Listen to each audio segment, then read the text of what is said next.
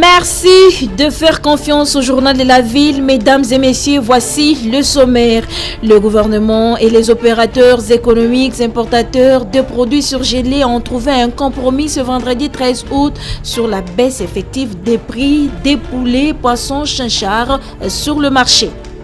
Les enseignants congolais regroupés au sein de la synergie des enseignants ont manifesté leur ras-le-bol ce vendredi 13 août devant le ministère de l'EPST pour dire non au montant donné aux enseignants retraités de la République démocratique du Congo.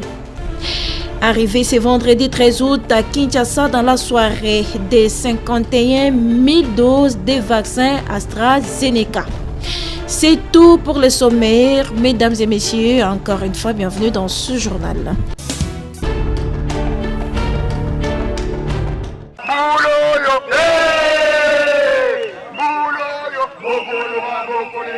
C'est un ras-le-bol des enseignants congolais regroupés au sein de la synergie des syndicats des enseignants de la RDC.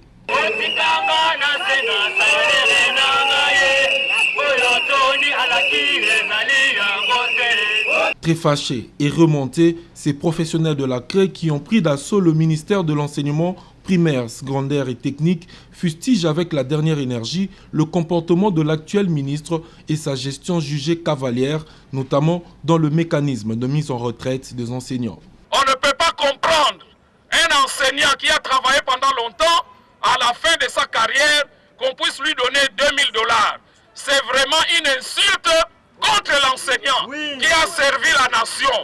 Voilà pourquoi nous disons au ministre et à tous ses collaborateurs de renégocier cette mesure pour permettre au gouvernement d'abord de définir une politique salariale. Parce qu'on ne peut pas envoyer les gens à la retraite s'il n'y a pas une politique salariale. Il faut d'abord un salaire et après on va devoir calculer la retraite. Et puis la retraite ne peut pas être prise par un ministre sectoriel. La retraite c'est l'affaire du gouvernement. Le gouvernement va chercher de l'argent avec les partenaires bilatéraux. Ce sont ces partenaires qui vont devoir accompagner les efforts du gouvernement en matière de retraite. La retraite qu'on veut nous imposer là, aucun enseignant censé ne peut l'accepter. Camarade A! Camarade A! Par ailleurs, le membre de la synergie des syndicats des enseignants qui viennent de donner un moratoire d'1 année au ministre de tutelle exige la renégociation de cette décision ainsi que la redéfinition de la politique salariale, laquelle sera faite par une commission paritaire interministérielle. Partis du ministère de l'EPST, les manifestants ont chuté et clôturé le sit-in devant le bâtiment du secrétariat général en passant par la présidence de la République et la primature.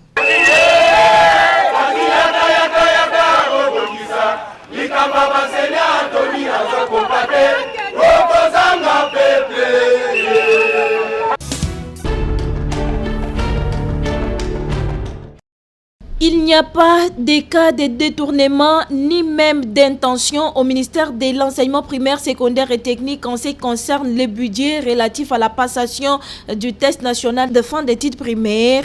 C'est l'inspecteur général Odia Musungay qui l'a dit ce vendredi 13 août.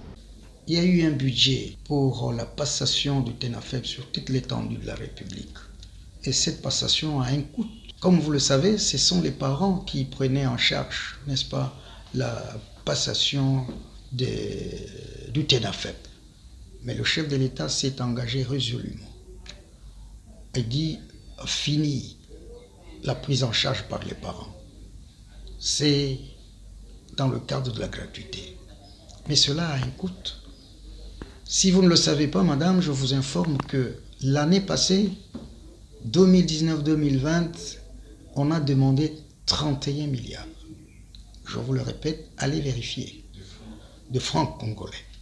Et aujourd'hui, on demande 31, si pas 32, parce qu'il faut déduire l'IPR là-dedans. Il n'y a pas tellement de différence. Nous avons plus de 4 millions, plus de 2 millions d'élèves qui doivent passer le TENAFEP, alors qu'à l'examen d'État, c'est 800 000. Mais les finalistes, nous sommes à 2 millions. Et l'encadrement, ça demande également un coût. Les frais sont sortis et sont dans les poches de qui? Dans les tiroirs? Non, c'est à la Banque centrale.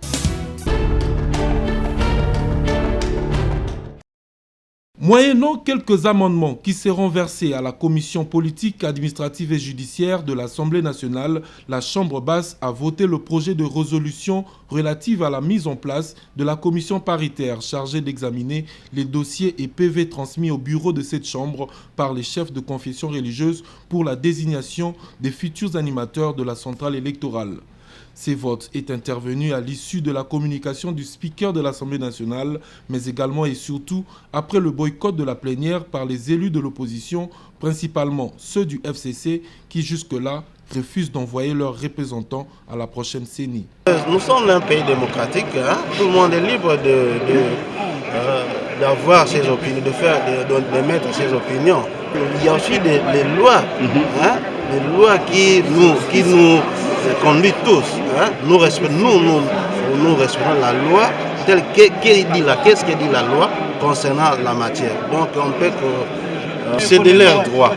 On est dans un pays démocratique. C'est de leur droit. Ils peuvent faire tout ce qu'ils doivent faire. Et l'histoire se répète toujours. Hein? Avant-hier, c'était un autre groupe. Et c'est comme ça. C'est comme ça les enjeux démocratiques. C'est tout à fait normal dans un état de droit. C'est l'état de droit pour lequel nous nous sommes battus, que les gens puissent avoir la possibilité de s'exprimer. Non, mais c'est tout à fait normal, c'est aussi leur droit. Vous savez, moi j'appartiens à l'UDPS. Nous n'avons pas participé à des élections il y a quelques années. C'est ça la démocratie. Nous n'étions pas d'accord à l'époque où nous, de l'UDPS, de ne pas participer aux élections. Nous n'y avons pas pris part. Et ce n'est pas pour autant que le peuple congolais n'est pas allé aux élections. Les noms viennent d'être transmis, vous étiez dans la salle. Les noms viennent d'être transmis au bureau. Et vous avez vu, il y a des délégués de l'opposition qui ont envoyé leur nom pour faire partie de la commission. Il importe de signaler que c'est à la fin de cette séance plénière que les élus du peuple désireux faire partie de cette commission ont inscrit leur nom auprès du rapporteur. Il dispose donc de 48 heures pour effectuer ce travail avant d'en soumettre les conclusions en séance plénière.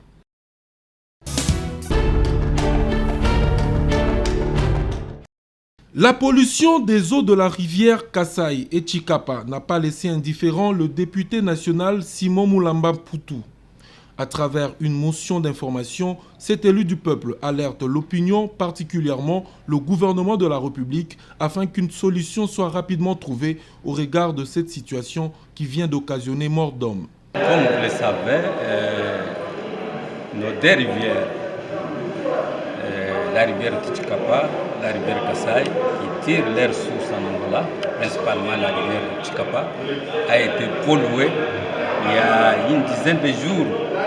On a remarqué des phénomènes bizarres. C'est la toute première fois qu'on vient de remarquer. L'eau était devenue rougeâtre, les poissons mouraient, tout ça. Comme les gens ne savaient pas, ils ont commencé à consommer. Et c'est après que les gens se rendent compte qu'ils faisaient la diarrhée, tout ça. Et cela a eu des effets aussi sur la rivière Kasai, qui se croise dans la ville de Chikapa. Nous avons alerté le gouvernement. Nous avons attendu que le gouvernement fasse quelque chose. Et ça fait pratiquement 2 semaines, il n'y a rien. Et pour ce faire, ce dernier recommande 1. Que le ministre des Affaires étrangères puisse inviter tout affaire cessante. Nous l'avons déjà écrit, l'ambassadeur de l'Angola, pour demander des explications. Et aussi inviter notre ambassadeur qui est en Angola pour fournir de plus amples explications. Nous avons saisi aussi le ministre de l'Environnement, le vice-premier ministre, le ministre de l'Environnement. Demain, nous allons le voir pour diligenter les enquêtes. Pour rappel, c'est depuis une dizaine de jours que les populations du Kasai vivent ce phénomène. À en croire des sources concordantes, cette catastrophe est causée par des produits toxiques déversés sur ces 2 rivières par la partie angolaise.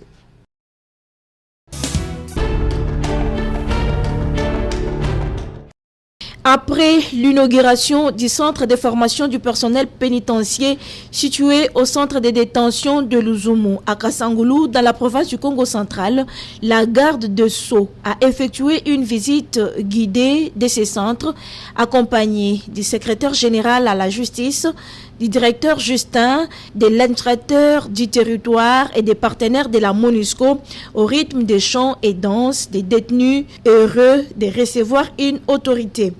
Au terme de cette visite, la ministre d'État, ministre de la Justice, Rose Mutombo, a exprimé sa satisfaction vu les conditions dans lesquelles vivent les détenus. Mutu na mutu aluka ko respecte mitindo ya esikoyo. Ya mibale, mutu na mutu ayeba pourquoi akoti awa. Punition te po mutu na mutu ayabiltina ememelie awa. Mengai en tant que maman na ko sepela. Bozala na comportement malamu et de bino boko ko retrouver ma famille na bino. De mon côté, na kosala kengongo bozanango awa bokoka kolekisango na kati ya environnement ya kitoko ya kolia ya kolala ya soins médicaux en attendant bambula na bino bokoka osilisango ou pas na esiko toyokani. Par ailleurs, la ministre d'État à la Justice a visité toutes les cellules qui répondent aux standards internationaux des prisons, la boulangerie, l'atelier de couture, les champs qui s'étendent à environ 50 hectares et les points d'eau. Tout est parfait et bien entretenu. L'idéal est que ces centres pilotes soient construits sur toute l'étendue du territoire national, a affirmé la ministre d'État Rose Mutombo Kiese.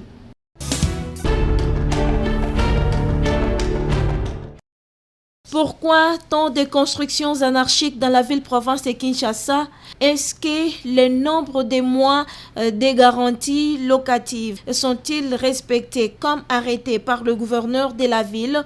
Telles sont les questions posées au ministre provincial de l'urbanisme et habitat, Nelly Tsatsa Dutumba, au cours d'une interview nous accordée ce jeudi 12 août. Oui, je gère aussi le secteur habitat, c'est vrai. Le problème des baux à loyer, c'est vraiment un problème sérieux. C'est vraiment un casse-tête. Parce que le gouverneur en son temps avait signé l'arrêté. D'abord pour la garantie locative qui doit se limiter à 3 mois. Et la façon même, la procédure pour déguerpir quelqu'un dans la parcelle, tout cela a été signé avec un arrêté mis à la disposition de la population par le gouverneur de la ville. Les suivis, oui, nous faisons les suivis parce que nous avons des répondants dans des communes. On rencontre parfois les propriétaires des maisons qui disent que moi je ne peux pas admettre à 3 mois est-ce que l'État tonga kindako, yemuta tongila kingandako. Ça c'est un problème. Nous avons ces soucis majeurs d'en débattre pour que tout propriétaire, tout bailleur puisse respecter vraiment l'arrêté qui a signé et l'ordre qui a été donné par son Excellence, Monsieur le gouverneur de la ville de Kinshasa. Réagissant aux propos du caucus des députés nationaux sur les constructions anarchiques à Kinshasa, Madame la ministre de l'Urbanisme et Habitat, les députés nationaux élus de la ville de Kinshasa. Alors, s'ils remarquent ce genre de construction où il y a des anomalies à travers la ville de Kinshasa, ils représentent les mêmes électeurs que nous. Moi, au départ, je suis député provincial depuis de longues années. Je suis là, mais est-ce que les députés nationaux nous approchent même, nous les députés provinciaux, pour faire table rase afin de balayer beaucoup de soucis qui nous embêtent à travers la ville? Non. Parler à la télévision, c'est bien bon. Mais passez maintenant à la concrétisation de ce que vous êtes en train de... Quelles sont vos propositions? Qu'est-ce que vous avez déjà prévu pour qu'on n'en arrive pas? S'adressant aux Quinoises et Quinois, construisez vos maisons, occupez vos parcelles dans des normes urbanistiques. Les collectifs 24 poursuivent ces journées d'information et de redevabilité dans les différentes communes de la ville-province de Kinshasa. Après la commune d'Engaba, ce jeudi 12 août, les collectifs 24 étaient dans la commune de Barumbu. Ici, un échange d'idées entre la commune, ses services et la population a eu lieu sur les dépenses effectuées et engagées par la commune. Un dialogue jugé positif par la commune de Barumbu qui soutient les collectifs 24 à multiplier de telles sensibilisations dans différentes communes ainsi pour le développement de la ville-province de Kinshasa. C'est une journée importante aussi parce qu'il y a collaboration entre la population qui doit connaître ce que nous faisons comme dépenses, effectivement. C'est face à face entre l'autorité communale, ses services et la population a permis le collectif 24 et la population de se rendre compte des problèmes et difficultés que connaissent la commune de Barumbu. Nous avions mis les bourgmestres entourés de ces services devant la population pour rendre compte de la gestion semestrielle. Nous avions constaté que la commune de Barumbu a réalisé au moins 36% de ses prévisions budgétaires. Et il y a quand même connu certaines difficultés. Le Covid-19 qui a beaucoup bloqué et ils ont émis quelques recommandations pour que la mobilisation des recettes change. Nous avions aussi constaté que la commune de Barumbu a un problème de rétrocession. L'hôtel de ville a retiré certaines taxes au niveau de la commune et maintenant il y a des recommandations qui ont été mises pour que les autorités fassent de leur mieux pour rétrocéder à la commune certaines taxes qui ont été retirées. En organisant cette journée d'information et de redevabilité dans la commune de Barumbu, les collectifs 24 veulent tout simplement que nos municipalités s'inscrivent dans la logique de transparence, de rendre disponible l'information, de la donner à la population. C'est la population qui paie des taxes, la population a le droit de savoir qu'est-ce que la commune fait avec les taxes payées, quelles sont les dépenses que la commune a engagées au cours du premier semestre. C'est dans le cadre du projet, le gouvernement ouvert dans les municipalités financées par NED que ces journées sont rendues possibles par les collectifs 24.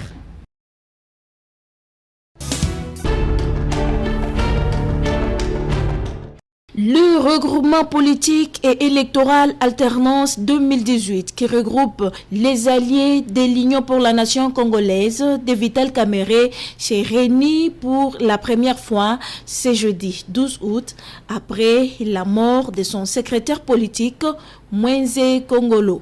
C'était pour rendre hommage à la mémoire du secrétaire politique à 2018 et remercier tous ceux qui ont soutenu le regroupement durant cette dure épreuve. Bienvenue Moké est directeur des cabinets du secrétaire politique à 2018. Il a plu à Dieu de rappeler notre secrétaire politique en date du 28 juin et endeuillé, on a laissé passer le temps pour que nous puissions remettre les esprits en place. Et là, aujourd'hui, nous nous sommes réunis avec les responsables des partis politiques ainsi que les personnalités membres de A2018. Premièrement, pour rendre hommage à notre secrétaire politique qui nous a quittés, nous avons loué son leadership, son engagement à lutter pour un État de droit et un État prospère. Il était aussi question de remercier tous ceux qui nous ont assistés pendant ces durs moments. C'était également une occasion pour le regroupement politique et électoral Alternance 2018 de lancer les états des lieux de leur plateforme. Comme vous le savez, après la disparition de notre secrétaire politique, il y a lieu de continuer cette lutte que nous avions commencée ensemble. Cette lutte que nous avions commencée ensemble est une manière pour nous d'honorer la mémoire de celui qui nous a quittés et bien évidemment de réitérer notre loyauté à l'autorité morale de A2018, l'honorable Vital Kamerhe, et le soutien au chef de l'État, son Excellence Félix-Antoine Tshisekedi Tshilombo. La redynamisation des A2018 était également à l'ordre du jour de cette réunion. Il a été aussi question de voir comment est-ce que nous pouvons ensemble redynamiser notre regroupement et bien évidemment voir les enjeux qui sont à l'horizon, ainsi que les enjeux qui pointent, comme vous le savez, en 2023. Le regroupement politique et électoral Alternance 2018 renouvelle sa fidélité à l'autorité morale Vital Kamerhe.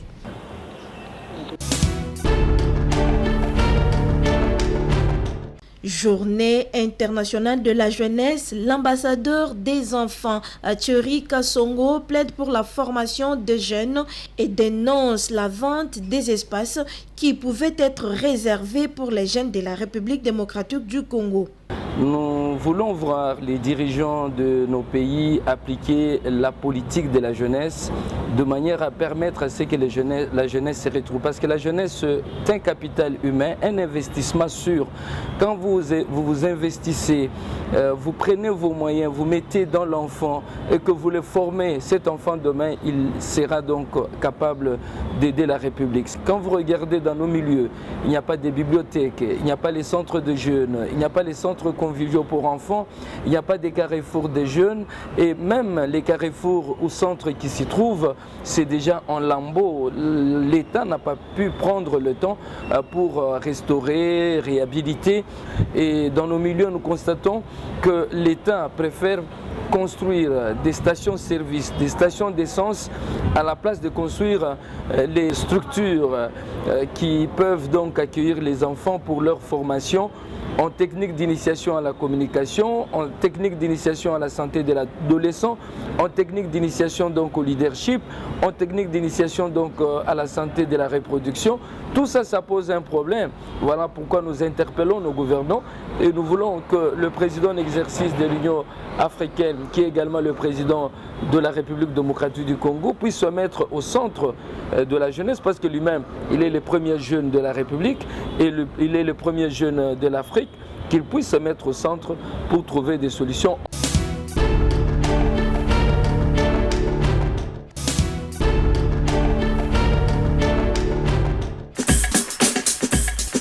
Nous sommes arrivés à la fin de ce journal de la ville, mesdames et messieurs. Merci de l'avoir suivi. Le prochain rendez-vous est fixé pour ce samedi et d'ici là, portez-vous bien.